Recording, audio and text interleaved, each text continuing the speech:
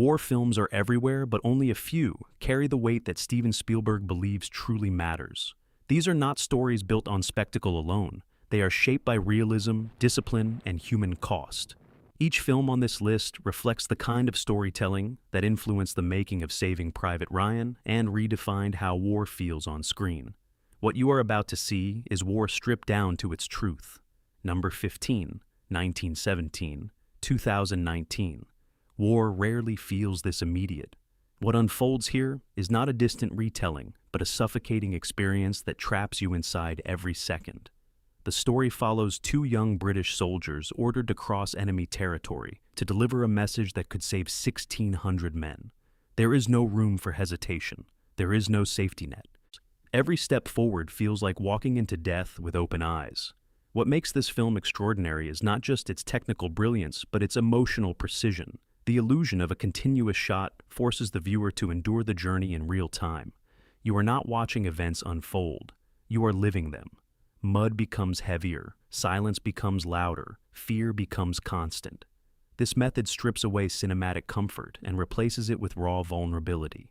More importantly, this film aligns perfectly with the kind of immersive realism that Steven Spielberg pursued in his own war storytelling. The chaos is not glorified, it is endured. The heroism is not loud, it is quiet and desperate. Every decision feels human and fragile. As the journey progresses, the film shifts from urgency to reflection. It becomes less about the mission and more about the cost of survival. Faces blur into memories. Landscapes become graves. Victory feels uncertain, even when success is within reach. This is not just a war film. It is an experience of time pressure and human endurance. It reminds you that survival is often accidental and courage is often silent. Number 14, Dunkirk, 2017. Survival becomes the only objective. There is no grand speech. There is no traditional hero. What you witness is pure instinct, unfolding across land, sea, and air. This film reconstructs the evacuation of British forces from Dunkirk with a precision that feels almost documentary in nature, yet intensely cinematic. Instead of focusing on a single protagonist, the narrative fractures into multiple perspectives. Soldiers trapped on the beach, each civilians crossing the channel, pilots fighting in the sky. Each thread moves at a different pace, yet converges into a single overwhelming reality. Time is stretched and compressed, creating tension that never releases its grip. This structure reflects a deeper truth about war. There is no single story. There are thousands unfolding at once, and most of them are driven by fear rather than glory. That is where the film resonates strongly with the sensibilities of Steven Spielberg, who consistently emphasizes the human experience over spectacle. Visually, the film rejects excess. Explosions are sudden and terrifying rather than celebratory. Silence often replaces dialogue, allowing the weight of the situation to breathe. The ticking score amplifies the sense of inevitability, making every second feel borrowed. And as the evacuation reaches its conclusion, the film does not celebrate victory in a conventional sense. Instead, it reflects on survival as its own fragile triumph. The soldiers return not as conquerors, but as witnesses to something they barely escaped. This is war stripped of illusion. No glory, no certainty, only survival. Number 13, Tunes of Glory, 1960. Where large-scale war films show explosions, this one turns inward and exposes a battlefield inside the human mind. The conflict here is not fought with guns, but with pride, authority, and buried resentment.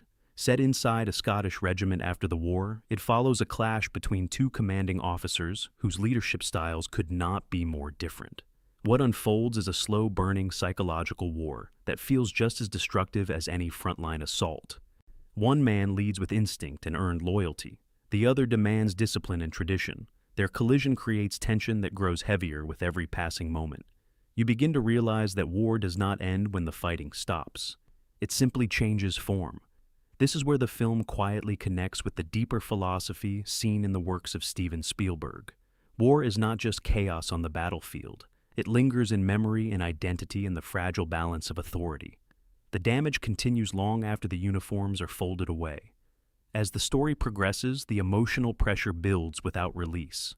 Small confrontations turn into irreversible consequences. Respect erodes.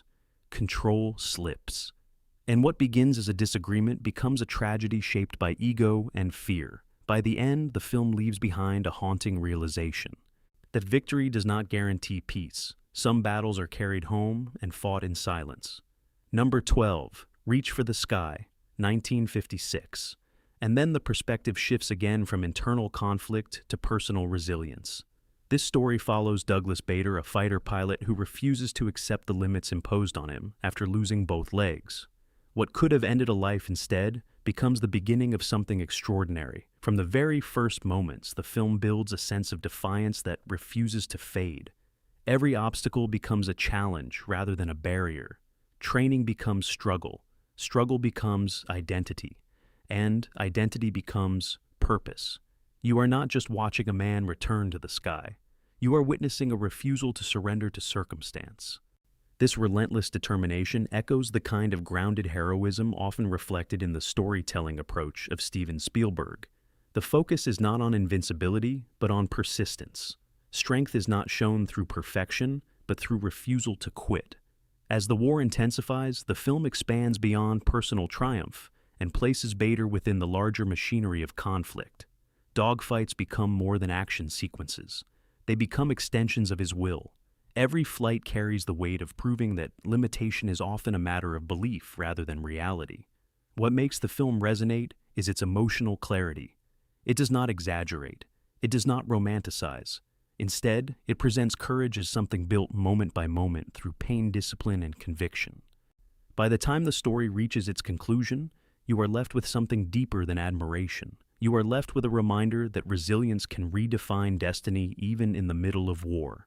Number 11, The Great Escape, 1963. Then the scale expands again, and the tone shifts into something deceptively hopeful, yet quietly devastating. A group of Allied prisoners inside a German camp begin planning what seems impossible. Not just an escape, but a mass breakout designed to disrupt the enemy war machine. On the surface, it feels like strategy and ingenuity.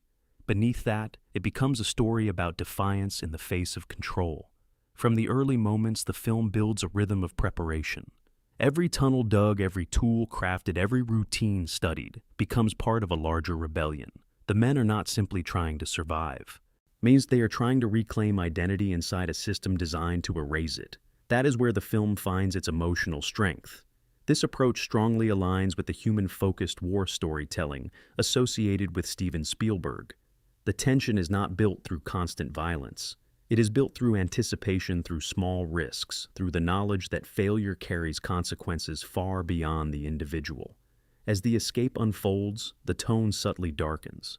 What begins with energy and determination gradually reveals the harsh reality of war. Not everyone will make it. Not every plan will succeed.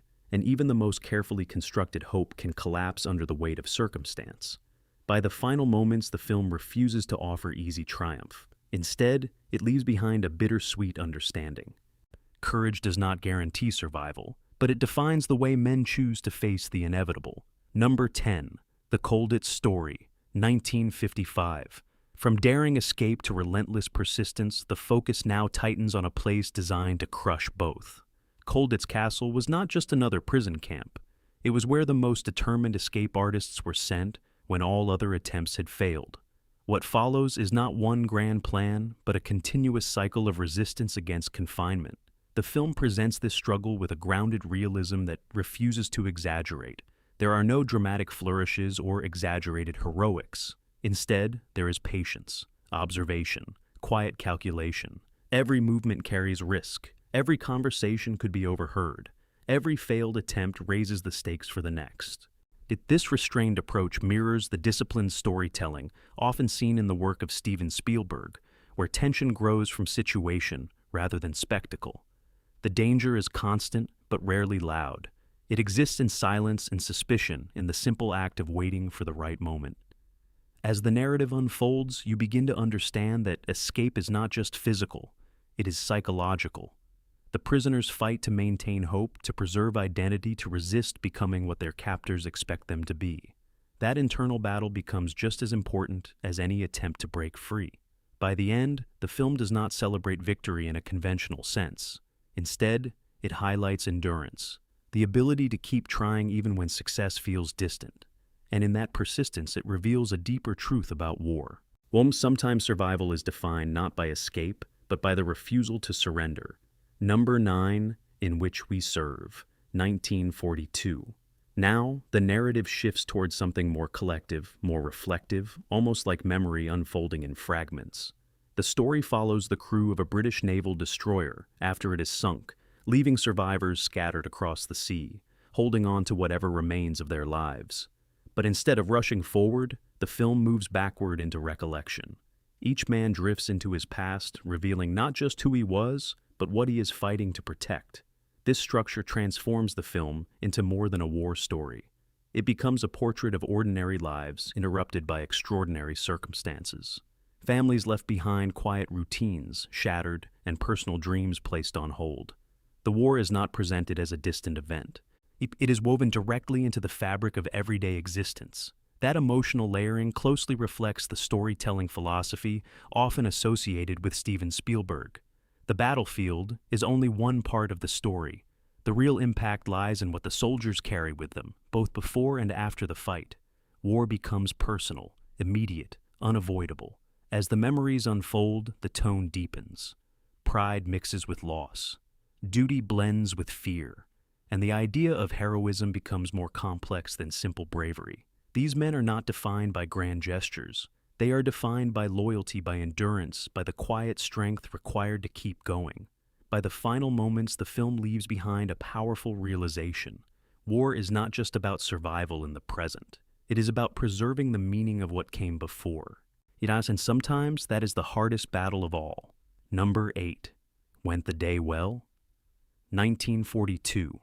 Then the danger moves closer to home, and the illusion of safety begins to collapse. A quiet English village becomes the setting for one of the most unsettling wartime scenarios. Enemy soldiers arrive disguised as allies, slowly infiltrating the community before revealing their true intentions. What follows is not a distant battlefield, but a sudden invasion of normal life. The film builds tension through contrast. Peaceful surroundings clash with hidden threat. Familiar faces become uncertain. Trust becomes a liability. As the truth emerges, the villagers are forced into a situation they never expected. Survival now depends on their ability to adapt quickly to a reality that feels impossible. This concept of war invading everyday life resonates deeply with the thematic approach seen in the works of Steven Spielberg. Conflict is not confined to soldiers. It reaches into homes, into communities, into places where people believe they are safe. And once it arrives, everything changes. As the situation escalates, the tone becomes increasingly brutal. The film does not shy away from the consequences of violence. Ordinary people are pushed into extraordinary decisions. Fear transforms into resistance. And the line between civilian and combatant begins to blur. By the end, the film delivers a chilling message. War does not always announce itself with warning. Sometimes it arrives quietly disguised as something familiar. And by the time it reveals its true face, it is already too late to escape. We'll get number 7, Ice Cold in Alex, 1958. And then the journey becomes slower, more exhausting, almost suffocating in its simplicity. A small group of soldiers attempt to cross the North African desert in a damaged ambulance. There are no large-scale battles here, no sweeping victories, just heat, sand fatigue, and the constant pressure of survival, inch by inch. What makes this story powerful is how little it relies on spectacle and how much it depends on endurance. From the beginning, the film establishes a rhythm of struggle. The desert is not just a setting, it is an enemy that never rests. Engines fail, water runs low, tempers rise. Every decision feels heavier than the last, because the margin for error is almost non-existent.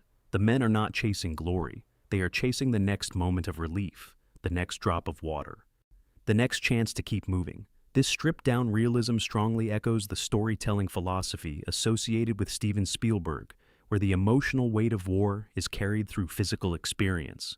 The exhaustion feels real, the silence feels loud, and the smallest victories feel monumental because they are earned through suffering rather than spectacle. As the journey continues, trust becomes fragile.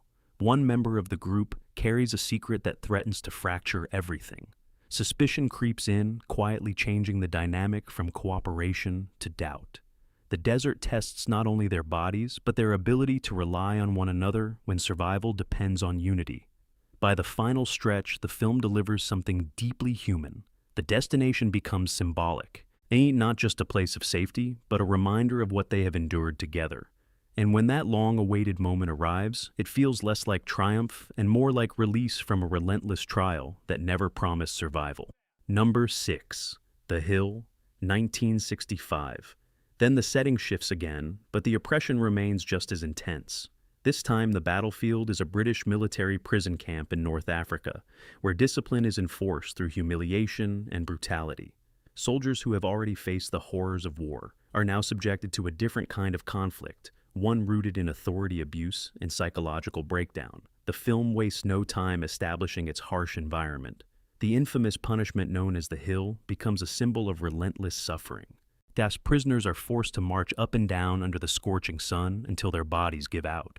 It is not about correction, it is about control, and that distinction shapes everything that follows. What makes this story so powerful is its focus on internal resistance rather than external combat. The men are trapped not by enemy forces, but by their own command structure. Loyalty becomes complicated, obedience becomes dangerous, and the idea of justice begins to blur under the weight of survival. This moral complexity closely aligns with the thematic depth often explored by Steven Spielberg, where war is never presented as a simple conflict between sides. It is a system that can corrupt even those meant to uphold order. The enemy is not always visible. Sometimes it wears the same uniform. As tensions escalate, the film builds toward an inevitable collapse. Authority is challenged, truth begins to surface, and the consequences of unchecked power reveal themselves in devastating ways. There is no clean resolution, no clear victory. By the end, what remains is a haunting reflection on the cost of discipline without humanity. War may justify harsh measures, but it does not excuse the loss of compassion. And once that line is crossed, the damage becomes impossible to contain. Number 5. The Cruel Sea, 1953. Far from the chaos of land battles, the war takes on a colder, more relentless form in the open Atlantic. Here, the enemy is often unseen, lurking beneath the surface, waiting for the perfect moment to strike. This film follows a British naval crew tasked with escorting convoys through waters where danger is constant and survival is never guaranteed. What makes this story so gripping is the atmosphere of tension that never truly fades. The ocean stretches endlessly, creating a sense of isolation that amplifies every decision. One wrong move can mean disaster, not just for the ship, but for everyone it protects. Depth charges echo through the water, silence follows, and in that silence, uncertainty becomes unbearable. The film builds its power through restraint. There are no exaggerated displays of heroism. Instead, there is duty repetition and the psychological toll of command. The captain carries the weight of every life on board and every life lost. Each decision leaves a mark that cannot be erased. This focus on moral burden and responsibility reflects the kind of storytelling often associated with Steven Spielberg, where leadership is portrayed not as glory, but as sacrifice. The hardest choices are rarely visible to others, yet they define the true cost of war. As the narrative unfolds, moments of action are brief but devastating. Ships vanish beneath the waves, survivors struggle against freezing water, and those who remain must continue forward knowing there is no time to mourn. By the end, the film delivers a sobering truth. War at sea is not just about defeating an enemy, it is about enduring a relentless environment where every victory is shadowed by loss, and every command carries consequences that linger long after the battle ends. Number 4. Battle of Britain, 1969. High above the ground, the war transforms into a contest of precision, speed, and endurance. This film captures the aerial struggle that determined the fate of Britain during one of its most vulnerable moments. Pilots take to the skies not for glory, but because there is no alternative. The threat is immediate, and the margin for survival is razor thin. What stands out immediately is the scale combined with authenticity. Real aircraft dominate the screen, creating a sense of realism that feels almost documentary. Dogfights are not stylized spectacles. They are chaotic bursts of movement where seconds decide everything. There is no room for hesitation and no guarantee of return. Yet beneath the action lies a deeper narrative about resilience. The film portrays not just the pilots, but the entire system supporting them. In ground crews, radar operators, commanders all working in unison to hold the line. It becomes clear that victory is never the result of one heroic act, but of collective endurance. This perspective aligns closely with the ensemble-driven storytelling often seen in the work of Steven Spielberg. War is not centered on a single hero. It is a network of lives intersecting under pressure, each contributing to an outcome larger than themselves. As the conflict intensifies, losses begin to accumulate. Familiar faces disappear. Replacement pilots arrive carrying the same risks. The cycle continues without pause, reinforcing the relentless nature of the struggle. By the final moments, the film avoids celebrating victory as something absolute. Instead, it presents survival as a hard-earned outcome, shaped by sacrifice, coordination, and sheer determination. The sky may have been defended, but the cost remains written in every empty seat left behind. Number 3. The Dam Busters, 1955. Precision becomes the entire battlefield here, not numbers, not brute force, just calculation timing and the terrifying demand for perfection. This film follows a British squadron assigned an almost impossible mission to destroy heavily defended German dams using a newly engineered bouncing bomb. It is not just a military operation. It is a test of engineering nerve and human focus pushed to the edge. From the early stages, the film builds tension through preparation rather than action. Every detail matters. Altitude must be exact. Speed must be precise. One small miscalculation means failure. That sense of technical pressure creates a different kind of suspense. You are not waiting for chaos. You are waiting for perfection under extreme conditions. The mission itself unfolds with a level of realism that feels grounded and deliberate. Aircraft skim dangerously low over water. Anti-aircraft fire cuts through the darkness. Pilots maintain formation knowing that one mistake could cost the entire operation. There is no room for improvisation, only execution. This focus on meticulous detail and mission-driven storytelling reflects the same disciplined approach often associated with Steven Spielberg. The spectacle is not exaggerated. It is earned through process, through preparation, through the weight of responsibility carried by every individual involved. As the attack progresses, success comes at a cost. Aircraft are lost. Crews vanish into the night. The objective may be achieved, but the price becomes impossible to ignore. Our victory feels incomplete, shadowed by the absence of those who did not return. In the end, the film leaves a lasting impression, not of triumph, but of precision achieved under unbearable pressure. It reveals a side of war where intelligence and discipline can change outcomes but never erase the cost of what it takes to succeed. Number 2. Lawrence of Arabia, 1962. Scale expands to something almost mythic yet deeply personal at the same time. This film follows T.E. Lawrence, a British officer whose journey through the Arabian desert becomes both a military campaign and an internal transformation. What begins as a mission gradually turns into an exploration of identity, power, and the seductive nature of war itself. The desert dominates every frame, creating a sense of vastness that feels both beautiful and unforgiving.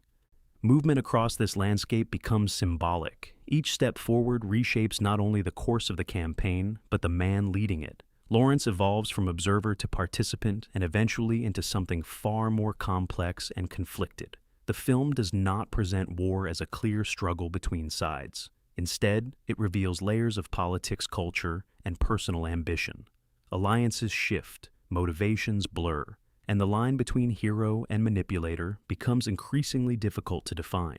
That moral ambiguity gives the story a depth that goes beyond traditional war narratives. This complexity strongly mirrors the thematic depth often explored by Steven Spielberg, where characters are shaped by the environments they move through and the choices they make under pressure. Yet war becomes a catalyst for transformation rather than just a backdrop for action. As the story reaches its later stages, the cost of that transformation becomes clear. Glory fades into disillusionment. Purpose gives way to uncertainty.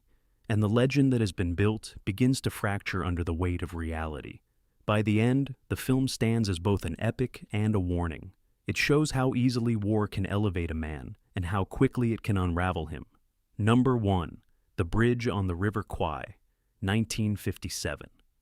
Everything now narrows into a single idea that feels both simple and deeply unsettling. Discipline can become obsession. Duty can become blindness. And in war, those lines are easier to cross than anyone is willing to admit. This film follows British prisoners of war forced to construct a railway bridge for their captors deep in the jungle. What begins as resistance slowly transforms into something far more complex and dangerous. At the center of the story is a commanding officer who believes in maintaining order and dignity at any cost. His commitment to military discipline appears admirable at first. Structure brings purpose. Routine creates stability. But as the project progresses, that same discipline begins to shift into something obsessive. The bridge is no longer just a task forced upon them. It becomes a symbol of pride. That transformation is what gives the film its lasting power. The enemy is no longer only external. It begins to exist within the choices being made. Cooperation starts to blur into collaboration. The line between survival and complicity fades quietly without announcement. This moral tension reflects the kind of layered storytelling often associated with Steven Spielberg, where war is not defined by clear victories, but by the difficult questions it leaves behind. The most dangerous conflicts are often internal. They unfold slowly, shaped by belief and circumstance rather than direct confrontation. As the story builds toward its conclusion, the tension becomes almost unbearable. Multiple perspectives converge, plans collide, and the consequences of earlier decisions come rushing back with force. The final moments do not offer simple resolution. They deliver a shock that forces reflection. In the end, what remains is a haunting realization. In war, even the strongest sense of duty can lead to the most unexpected downfall. And once it ends, the silence feels louder than any battlefield. These films do not offer comfort or easy victories. They leave behind questions that refuse to fade. If even one moment stayed with you, then the story did its job. Subscribe and stay with us because the next truth might be even harder to face.